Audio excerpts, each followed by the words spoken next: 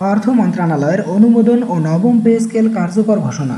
দর্শক, বিস্তারিত আলোচনা শুরু করার পূর্বে আপনাদের কাছে বিনীতভাবে অনুরোধ করতেছি, যারা এখন পর্যন্ত আমাদের চ্যানেলটি সাবস্ক্রাইব করেননি দয়া করে সাবস্ক্রাইব করে পাশে থাকা বেল আইকনটি অল করে দিন। দেশের প্রধান উপদেষ্টা সরকারি চাকরিজীবীদের জন্য এক যুগান্তকারী ঘোষণা দিলেন। তার বক্তব্য অনুযায়ী আগামী 7 তারিখের মধ্যে নবম জাতীয় পে স্কেল কার্যকর করার নির্দেশ প্রদান করা হয়েছে। সিদ্ধান্ত অনুযায়ী 2025 সালের সেপ্টেম্বরের মধ্যে নতুন বেতন কাঠামো সম্পূর্ণভাবে বাস্তবায়িত হবে।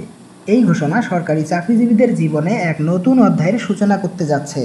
দীর্ঘদিনের প্রতীক্ষার অবসান ঘটিয়ে এই পদক্ষেপ শুধু কর্মীদের আর্থিক সুরক্ষা নয়, বরং দেশের সামগ্রিক অর্থনৈতিক প্রবৃদ্ধিতে একটি বড় প্রভাব ফেলবে। বছরের পর বছর ধরে সরকারি চাকরিজীবীরা নতুন বেতন কাঠামোর প্রত্যাশায় ছিলেন। পূর্ববর্তী বেতন কাঠামো কার্যকর হয়েছিল প্রায় 1 দশক আগে। ফলে বর্তমান বাজার পরিস্থিতি ও জীবনযাত্রার ব্যয়ের সঙ্গে তাল মিলিয়ে চলা তাদের জন্য কঠিন হয়ে পড়েছিল। অবশেষে সরকারের এই নতুন সিদ্ধান্ত তাদের সেই প্রত্যাশাকে বাস্তবে রূপ দিচ্ছে বলে আশা করা হচ্ছে। আজকের জরুরি বৈঠকের মাধ্যমে সকল বিষয়ে সিদ্ধান্ত গ্রহণ করা হবে এবং সিদ্ধান্তের মধ্যে যতটুকু জানা যাচ্ছে যে আগামী 7 সেপ্টেম্বর এমপি ও শিক্ষকদের জীবনমান উন্নয়নের লক্ষ্যে গ্যাজেট প্রকাশ হবে।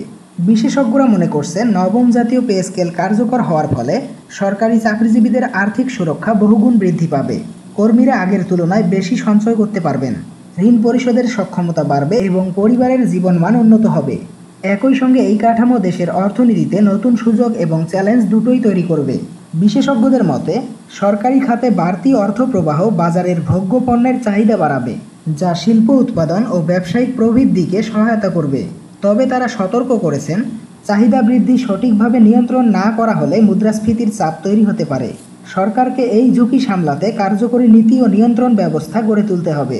দর্শক, ভিডিওটি চলাকালীন সময় বরাবরই ছোট্ট একটি রিকোয়েস্ট করতেছি, যারা এখন পর্যন্ত আমাদের চ্যানেলটি সাবস্ক্রাইব করেননি দয়া করে সাবস্ক্রাইব করে পাশে থাকা বেল আইকনটি অল করে দিন। নতুন কাঠামোর অধীনে বেতন ভাতা, বোনাস এবং অন্যান্য আর্থিক সুবিধা উল্লেখযোগ্যভাবে বৃদ্ধি পাবে। শুধু মাসিক বেতনই নয়, বরং পদোন্নতি দেওয়া হবে। এছাড়াও পদভিত্তিক ভাতা, চিকিৎসা ভাতা, যাতায়াত ভাতা এবং অবসরে যাওয়ার পর পেনশন সুবিধাতেও থাকবে বড় পরিবর্তন। অনেক কর্মকর্তা ও কর্মচারী মনে করছেন, নতুন বেতন কাঠামো তাদের কর্মস্পৃহা বাড়াবে, কর্মদক্ষতা, মনোবল এবং প্রতিষ্ঠানগুলোর উৎপাদনশীলতা বৃদ্ধি পাবে। সরকারি সেবা প্রদানের মান উন্নয়ন হবে এবং নাগরিকরা এর সরাসরি সুফল ভোগ করবেন। তবে অর্থনীতিবিদদের মতে, এই বর্ধিত ব্যয় সামাল দিতে সরকারের উচিত নতুন বাজার উৎস খুঁজে বের করা। কর কাঠামোর সংস্কার, বিনিয়োগ বাড়ানোর জন্য উৎপাদনশীল খাতে প্রণোদনা প্রদান করতে হবে।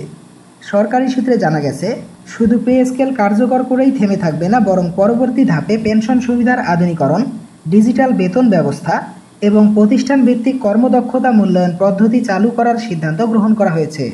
এর ফলে কর্মীদের দক্ষতা বৃদ্ধির পাশাপাশি রাষ্ট্রীয় ব্যয় ব্যবস্থাপনা স্বচ্ছতা নিশ্চিত হবে। আগামী সেপ্টেম্বরের 7 তারিখ থেকে নবম জাতীয় পে স্কেল কার্যকর হওয়ার মধ্য দিয়ে বাংলাদেশের সরকারি চাকরিজীবীরা এক নতুন যুগের সূচনায় পা রাখবেন। এই সিদ্ধান্ত শুধু আর্থিক সুবিধাই বাড়াবে না, বরং কর্মীদের জীবনমান উন্নয়নে এবং বাংলাদেশের অর্থনৈতিক দিকে গুরুত্বপূর্ণ ভূমিকা রাখবে।